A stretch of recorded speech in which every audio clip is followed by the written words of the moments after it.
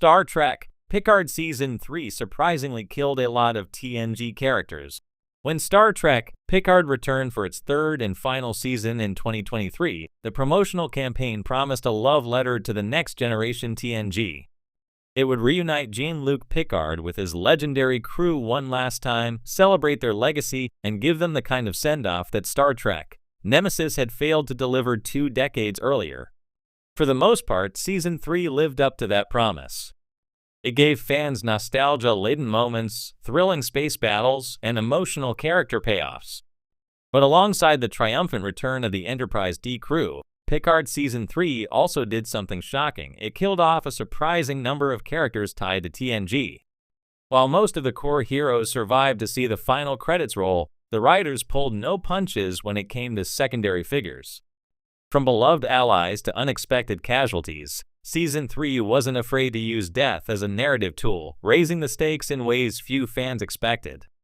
Let's take a closer look at just how many characters connected to TNG met their end in Picard Season 3, and why these choices matter for the legacy of the franchise. A season that played with nostalgia and finality. Before diving into the specifics, it's important to remember the larger tone of Picard Season 3. Showrunner Terry Matalas pitched the season as the final TNG movie we never got. That approach meant 2 things. First, nearly every legacy character was treated with deep respect, given dialogue, moments, and arcs that felt true to who they were. Second, like any final act, the season had to grapple with mortality. In Star Trek, death is never just spectacle, it's symbolic. It can represent the end of an era, a passing of the torch, or the personal cost of conflict. Season 3 leaned heavily into that tradition, reminding audiences that Starfleet officers lived dangerous lives.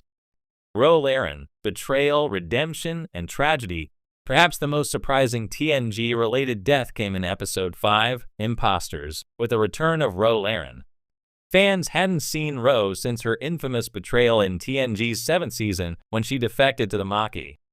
Michelle Forbes reprised the role with striking gravitas, portraying an older, battle-scarred Ro who had reconciled with Starfleet and now served as a commander in intelligence.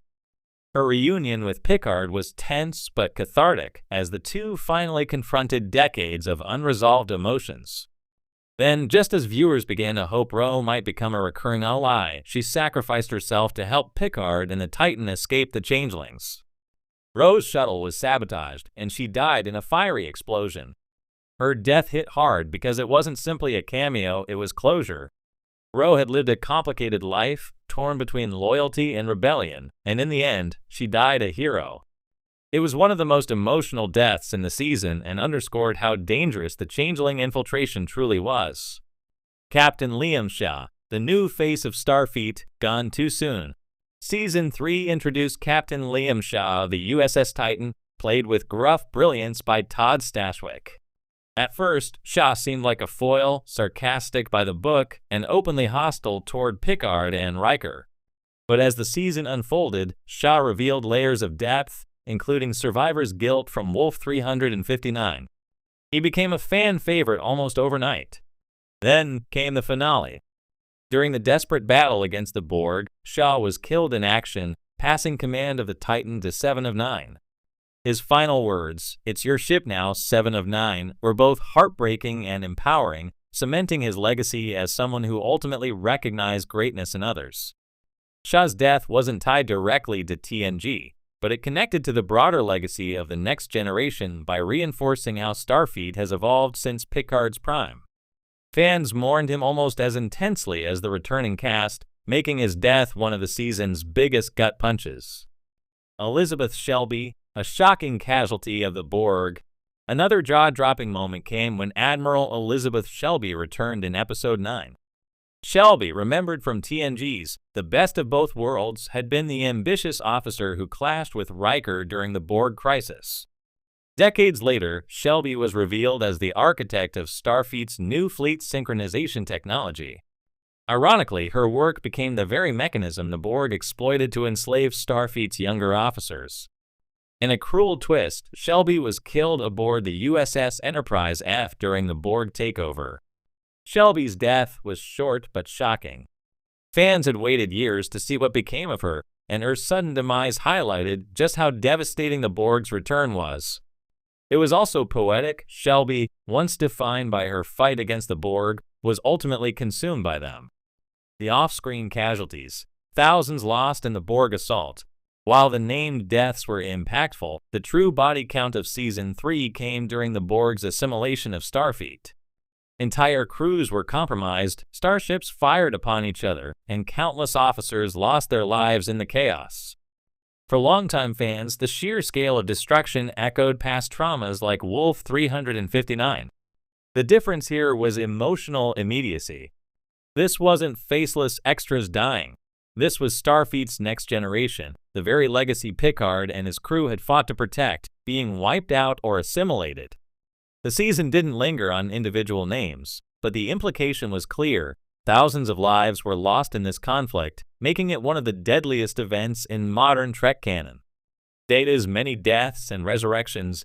It would be impossible to discuss deaths in TNG's orbit without mentioning Data. Technically, Data already died in Nemesis and again in Picard Season 1. But Season 3 brought him back in a hybrid synthetic body that fused his essence with Lor's. This resurrection blurred the line between death and rebirth. Data's previous sacrifices were honored, but his return allowed fans to see him grow beyond mortality. Instead of killing Data yet again, Season 3 used his past deaths as a way to highlight that even in Star Trek, endings can evolve into new beginnings. Still, for those who consider Nemesis canonically final, Data's prior sacrifice remains one of the most significant deaths tied to TNG. Season 3 merely reframed it. A contrast with TNG's legacy of hope. One of the reasons these deaths stood out so starkly is that The Next Generation was never a series that relied on high-profile character deaths. Unlike Deep Space Nine or Discovery, which embraced darker tones and war-driven storylines, TNG often avoided killing main or recurring characters unless absolutely necessary. That's why seeing figures like Ro, Shelby, and even new favorites like Shafal in Picard Season 3 felt so jarring. It was a tonal shift, signaling that this was not just a nostalgic reunion. It was a closing chapter, one willing to acknowledge mortality and sacrifice in a way TNG rarely did. The survivors, why the core crew was spared. Interestingly, none of the core Enterprise D crew died in Season 3. Picard, Riker, Troy, Worf, Geordi, Crusher, and Data all survived to the end, sharing a final toast in 10 Forward. This was by design. The writers knew that killing off any of the main 7 would overshadow everything else. The season was about closure and celebration, not devastation. By allowing the central crew to live, Picard honored their legacy while still delivering impactful sacrifices through secondary characters. In a way, it was the perfect balance. Audiences felt the stakes, but the ending remained hopeful. Legacy and impact. Why these deaths mattered. Looking back, the deaths in Picard Season 3 served multiple purposes. 1. Closure. Characters like Ro finally had their arcs resolved, even if tragically. 2. Stakes. Shaw and Shelby's deaths reminded viewers that the Borg threat was no mere nostalgia trip. 3.